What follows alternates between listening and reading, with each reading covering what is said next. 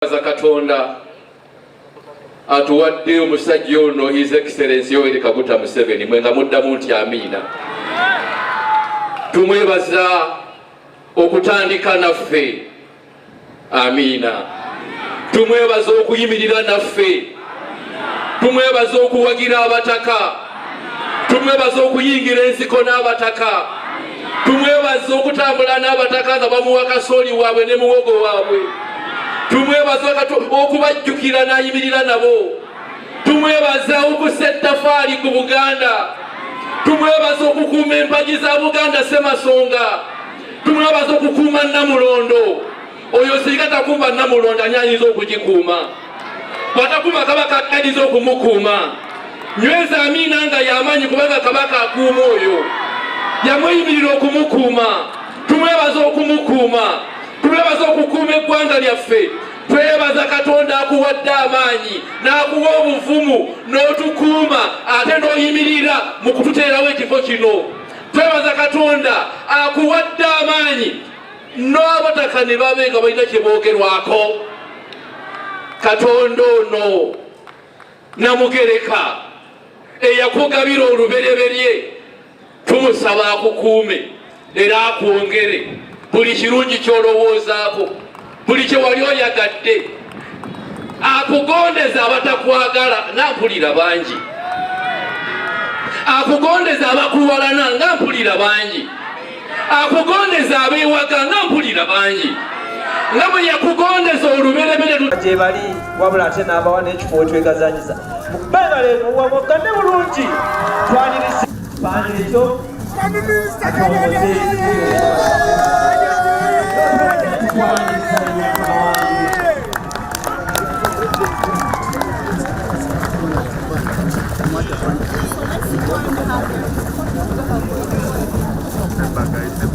Step behind. Step back, guys. Step back. Step back. Okay, sir.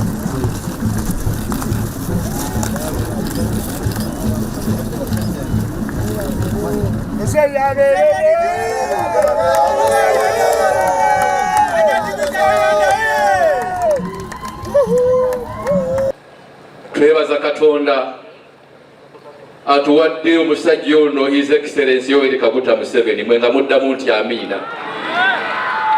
Tumwebaza okutandika naffe, amiina. Tumwebaza okuyimirira naffe, tumwebaza okuwagira Abataka, tumwebaza okuyingira ensiko n'Abataka, tumwebaza okutambula n'Abataka nga bamuwa kasooli waabwe ne muwogo waabwe. Tumwebaza okubajjukira n'ayimirira nabo. Tumwebaza okussa ettafaali ku Buganda. Tumwebaza okukuuma empagi za Buganda Ssemasonga. Tumwebaza okukuuma Namulondo. Oyo singa takuuma Namulondo anyanyiza okugikuuma. Bw'atakuuma Kabaka anyanyiza okumukuuma. Nyweza amiina nga y'amaanyi kubanga Kabaka akuuma oyo. Yamweyimirira okumukuuma. Tumwebaza okumukuuma. Twebaza okukuuma eggwanga lyaffe. Twebaza Katonda akuwadde amaanyi n'akuwa obuvumu n'otukuuma ate n'oyimirira mu kututeerawo ekifo kino. Twebaza Katonda akuwadde amaanyi n'Abataka ne babe nga balina kye boogerwako. Katonda ono Namugereka eyakugabira olubereberye tumusaba akukuume era akwongere buli kirungi ky'olowoozaako, buli kye wali oyagadde.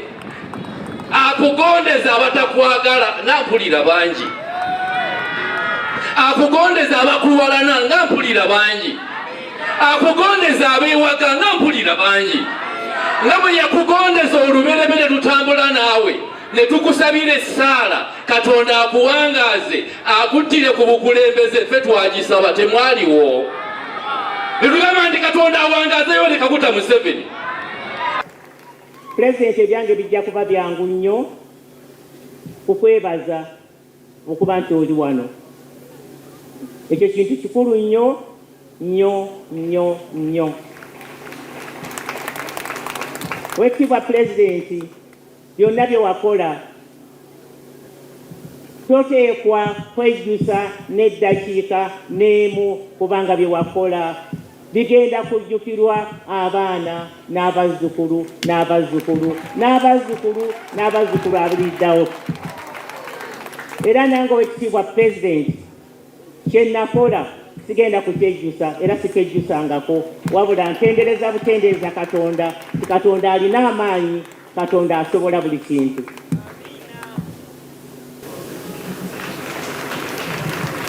Pulezidenti tukwaniriza nnyo ebigambo byonna tuyinza okubifunza mu kigambo kimu, weebale okulaga Obuganda omukwano.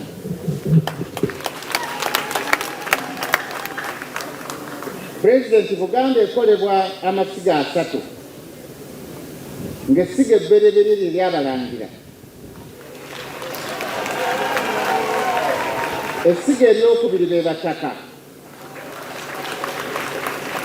essiga eryokusatu be baweereza abalina okuweereza ebitongole ebyo ebibiri. Nsaba nkutegeeze Pulezidenti nti Abataka ne bazzukulu baabwe we bali wano. Nsaba nkutegeeze Pulezidenti nti abakulira olulyo olulangira n'abazzukulu mu lulyo olulangira ne bannaalinnya abakulira amasiro mu Buganda era nga be bagabeeramu we bali wano. Mu bufunze Pulezidenti, Obuganda buweddeyo. Tuli basanyufu nnyo olw'olunaku luno olw'ebyafaayo. Olwa Pulezidenti waffe omulungi ow'ebyafaayo, si gw'osoose okukulembera Uganda, naye gw'osoose okukola ebyamagero ebikolebwa kati ensi nga ebiraba. Weebale nnyo, weebalire ddala. Sebo Pulezidenti, Abataka bano abakulu b'obusolya balina essanyu lingi nnyo okubeerako wano naawe mu kifo kino eky'ebyafaayo. Anti Sebo, okuva mu mwaka gwa 1900 tewabangawo kiseera Abataka lwe baali bafunye ettaka okuggyako ejjo ly'abalamu luno lwe wakkiriza okubagulira ettaka lino. Pulezidenti, ettaka lino waligula ssente nnyingi, obuwumbi 9 n'obukadde 7, yiika 2 n'obutundutundu 2. Naye newankubadde wabigula ssente nnyingi, ffe kye twafuna tukigeraageranya mu muwendo gwa ssente kisukka omuwendo gwaki gw'ensimbi. Naye Sebo, nga bw'okimanyi nti enkola y'abafuzi b'amatwale yataataaganya nnyo obutaka bwaffe okuviira ddala mu mwaka gw'olwenda n'okutuuka olwaleero obutaka ffe bukyataataagana. Obutaka ffe obumu bwakubwa mu mayiro za Kabaka era bukyaliyo. Obutaka ffe obulala bwakubwa mu mayiro z'abaami era baabutwala. Obwasigalawo bwawandiisibwa mu bwannannyini obw'abantu obuntu, babutunze ne babumalawo. So n'olwekyo Pulezidenti, ffe okufuna ekifo ekifaanana bwe kiti wano kikubagizo ky'amaanyi nnyo gye tuli, kubanga ensonga y'ettaka mu Buganda osanga yasinga kunyiga Bataka. Naye Pulezidenti, tusaana ffenna tujjukire nti abafuzi b'amatwale ffenna tebaatuyisa bulungi. Naye waliwo bannaffe abalowooza nti osanga balina ekirungi kye baafunamu ekyo. Bwe tugezaako okugamba nti tugezeeko okulongoosa kino tebakifuna, naye ate tetukitwala wala nnyo era tetulowooza nti kipya. Kubanga Pulezidenti, abaddugavu mu Amerika bwe baali balwanirira okufuna eddembe lyabwe baalimu ebitundu 2. Waliwo bali abaakolanga mu masamba abaafunanga ne ssente entono. Waliwo n'abaana abaakoleranga Abazungu nga bambala n'ettaayi, bali ne ku migaati gya bbata, basula ne mu nnyumba nnungiko. Abo abaali basula obulungiko, abaali obulungiko bo baalowooza nti baali banjawulo, naye ng'ate bonna baali baki? Baali baddugavu. Olutalo ne luyingiramu bali abaakolanga mu masamba. Abaakolanga mu masamba bwe baateesanga kye bagenda okukola, bano abali emigaati gya bbata abasiba ettaayi ng'ate bagamba Abazungu nti bano bagenda kukola bwe bati. Okumala ebbanga ddene ne balemererwa okufuna kye baali baagala eddembe lyabwe ery'abaddugavu. Naye omusajja Malcolm X eyavaayo n'abagamba nti mmwe ffenna tuli baki? Baddugavu. Ffenna tulina ekizibu kiki? Kye kimu, twegatte tulwanirire ki? eddembe lyaffe wano mu Buganda ssebo ekyo kirawo naye nga bw'otudde awo ssebo oli mulwanyi ensonga eyo ndowooza nti osobola ogituyambako ne tugenda mu maaso. We knew the history also of the endagaano y'Olwenda. We knew the story of naye manyi n'ebyafaayo by'endagaano y'Olwenda. It's very clear that the Abataka were excluded from that. Yakiraga lwatu nti Abataka baaboolebwa mu ndagaano eyo. Where they were distributing land to people who had supported the Bazungu. Yali egabanya ettaka eri abantu abaali bawagidde abazungu nga bajja kuno. The Bakopi were given big chunks of land. Abakopi baaweebwa ettaka ddene nnyo. And ettaka okuli abantu. Ate nga lyaliko n'abantu. It was not empty land. Kuba teryali lyereere. So that's how this issue was created. That issue was wava kalunsambulira ow'ensonga ey'ettaka ne gye tulaba n'olwaleero. Now, in 1920, the Abataka had organized. Abataka baali beeteeseteese. What they called the Bataka Boo. Omugendo gwe baayitanga Bataka Boo. Fighting, it was mixed. It was partly saying we didn't get a share. Yali yakintabuli kuba ku mukono ogumu yali egamba nti tetwafuna mugabo gwaffe. And now you had the Bakopi, they were saying, crying. Ate nga ku mukono ogumu kwaliko abaali bafuuse abasenze ku ttaka nabo nga bawanjaga. That the landlords were taking too much busuru from them. Nti abaali batutte ettaka baali babajjako busuulu mungi nnyo. So the governor, 1924, Governor Mitchell mu 1924 appointed a commission of inquiry. Yalonda akakiiko akabuuliriza. Now that kakiiko reported in 1927. Akakiiko ako amawulire mu 1927. And they said now they didn't address the issue of the Abataka at all. Naye ensonga y'Abataka yo tebagikwatirako ddala, tebagyogerako n'akatono. Instead they sort of relieved the Basenze. Naye baagezaako okukakkanya ku busuulu abasenze gwe baali basasula. So my sister came. Mwannyinaze oyo yajja and talked about the Abataka, whom of course I knew. N'ayogera ku nsonga z'Abataka naye ng'era nali mbamanyi bulungi. Omutaka Kibale Nadduli is the one who worked with me very closely to when I was coordinating. Bwe twakolagana ffenna to bring back the Kabaka. Okukomyawo Obwakabaka. Those people are talking about Namuguzi. Boogedde wano ku Namuguzi. Those were my group. Bonna baali mu nkolagana gye twali tulina. Omutaka Keita, Omutaka Keita. That must be still alive. Aye akyali. Is with us. Naye nnyo nga tukolagana nnyo naye. So I understood that for sure in the tradition. Nakimanya nti mazima ddala mu buwangwa. You cannot do without the Abataka. Tosobola kubeerawo nga kateba. Of the tradition. Abo bwe balina omusingi gw'obuwangwa bwaffe. Gwe musingi gw'obuwangwa bwaffe. Whether you have kingdoms or you don't have. Oba olina obwakabaka oba tolina. Like in Karamoja.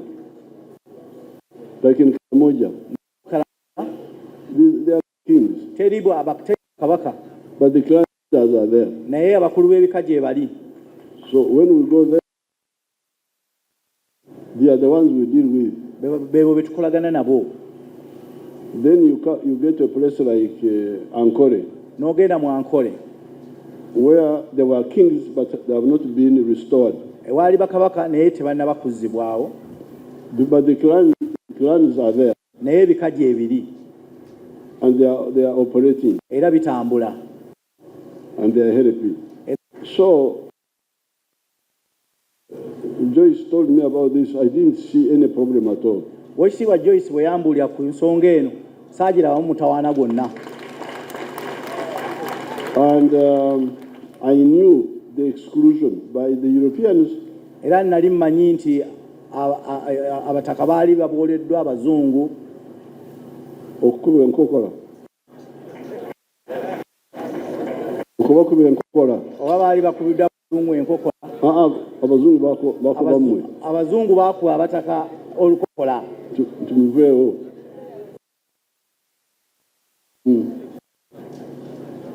So, it was my pleasure to support this little effort of... Kwali kusima gwange okuwagira kino mu butono bwakyo.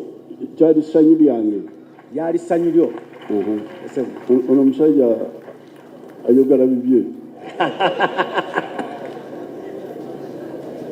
So it was my pleasure to make that little contribution. Lyali ssanyu lyange okukola ekyo kitono kye nakola on buying the land. Ekyokugula ettaka.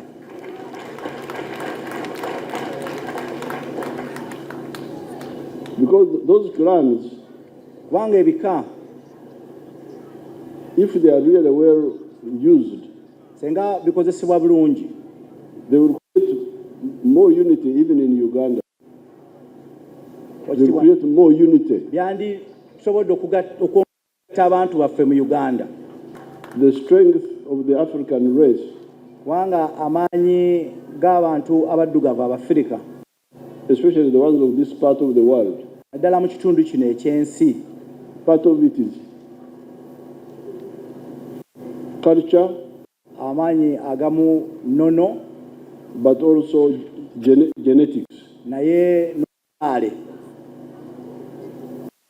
Obuzaale.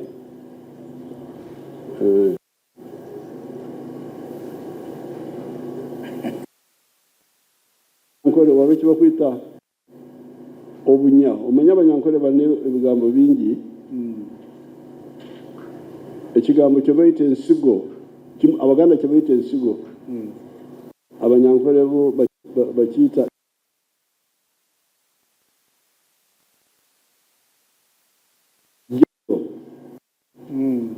naye buli tebaziyita nsigo. They don't use the general word of ensigo for the nsigo of enyanya. They call them obunya. So normally I translate genetics, I use the word obunya.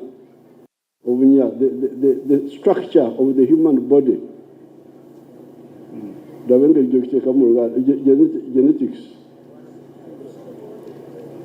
Genetics, the one what makes us, our bodies. What's your president? Buberanga butonde. Okay, good to butonde. Yes, sir. Now, part of the strength of our people here is that of butonde. Ekimu kumanyi g'abantu baffe wano kiri mu butonde. But that butonde is partly due to the enono. Naye obutonde obwo ate kitundu kya buwangwa. Kiva mu buwangwa. Buwangwa waffe. Mu buwangwa bwaffe. You are not allowed to marry somebody from your clan. Tokkirizibwa kuwasa muntu kuva mu kika kyo oba okufumbirwa omuntu mu kika kyo. You must go and cross and look for the other clans. Teeka okugenda n'onoonya omuntu ow'ekika ekirala. Now, this is biology now. It's not just culture. It is actually science. Naye ono kati abeera sayansi. Because what we call close relatives, you can produce children with the defects. Senga abantu ab'omusaayi ogumu bafumbirugana oba ab'ekika ekimu musobola okuzaala abaana abalina ebizibu oba n'obulemu obw'enjawulo. Obukosefu. Oba obukosefu obw'enjawulo. Banyankole call it obutembane. Obutembane, inbreeding, what you translate in English. Inbreeding. Oba kye bayita okuzaalaganamu. oba obuko. Now, okay, we are there with the modern government. We are there doing the modern things. We tuline gavumenti era tukola ebintu Ebyomulembe. Bridges, building roads, entindo n'enguudo, trade. Ebyobusuubuzi. But who is preserving our genetics? Naye ani aliwo okukuuma obutonde bwaffe? Because it's not clear to others. Kubanga ekyo tekiri si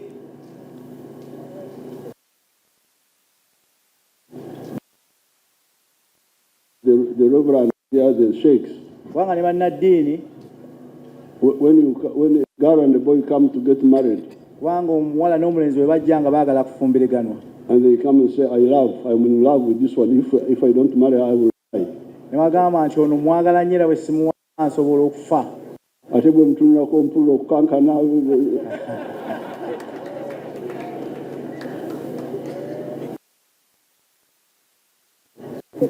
Then I don't know whether they take the trouble to say where they cheat. Simanyi baba batwala omutawa kye beddira. I don't know. I have not really checked. Simanyi, sinaba kukyetegereza. Because we should work with the religions, the traditional. We should now work with the religious groups to say, please, when it comes to, if we want of don't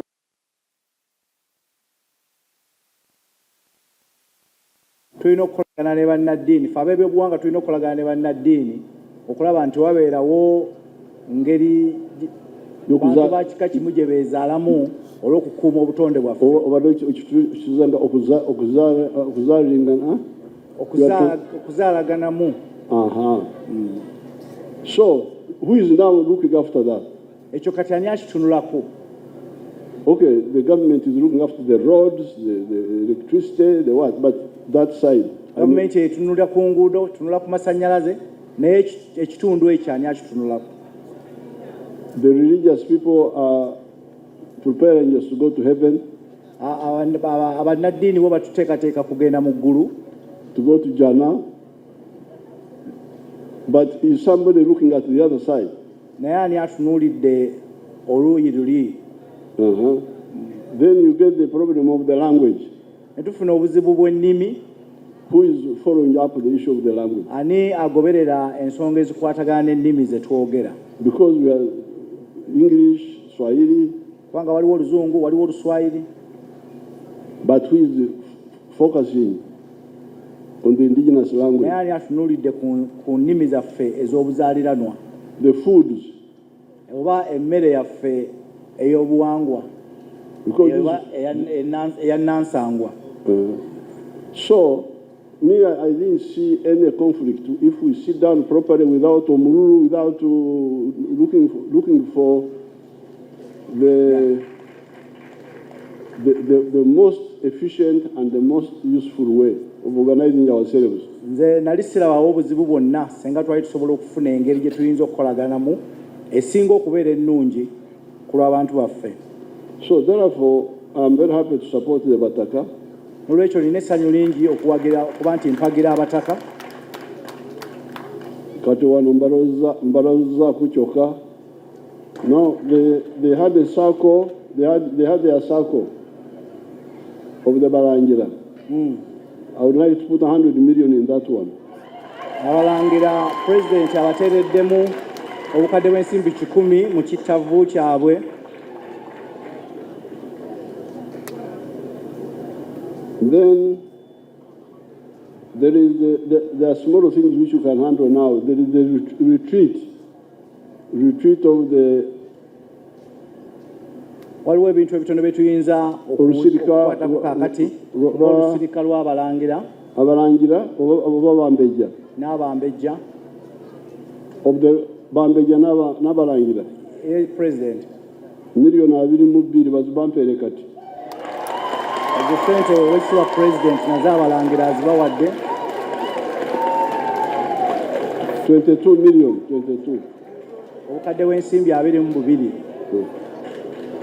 Kubanga ebyo bitono, we can do them quickly. Those are small things, you can do them quickly. Ebyo bintu bitono tuyinza obikola mu bwangu. Now, for the Masiro in Wakiso,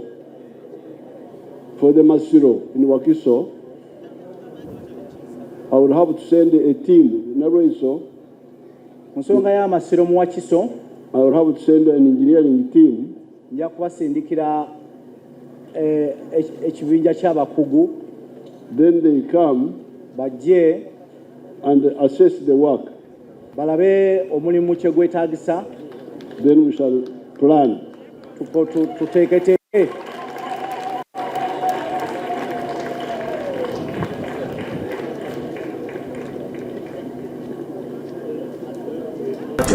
Semutweyanziza President okuba omukakamu ate omwetoowaze n'okkiriza ab'ebituba abalangira bokka ne bannaalinnya oyo wa mutuba naye tebannatuva genda abo bwe bavaayo abalangira ab'ebituba bokka si buli mulangira Honorable Adjunct Miss Commander ajja kujja wano oluvannyuma yeebaza abantu be abakampala kuba bali wano olw'okujja okwaniriza ate era n'olw'ebirungi ebirala byabakoze abalangira ab'emituba bokka sebo okulangira kikule balwogera otuddiza weebale nnyo weebalire ddala neebaza abataka mwenna abazze neebaza abakulu mwenna abazze neebaza chairman waffe wa NRM n'akakiiko ke Speaker mwenna mwebale kujja tweyanza nnyo tweyanzeegese omuzeeyi era tukusaba tukwebaza nnyo olwa pulezidenti w'eggwanga lino tukira empagi ennene ezikola Buganda ez'abataka anti kubanga oteesezza okunzimbira ennyo tewabuleo kubanga katonda wa ndagaano sebo taka era waliwo n'abatazze wano bagambye tosobola kulinnya kuuma Namulondo oyo singa takumba Namulondo ani ayinza okugikuuma bw'atakuuma kabaka ateerawo ekifo kino twebaza Katonda akuwadde amaanyi buli kye wali oyagadde akugondeza abatakwagala baffe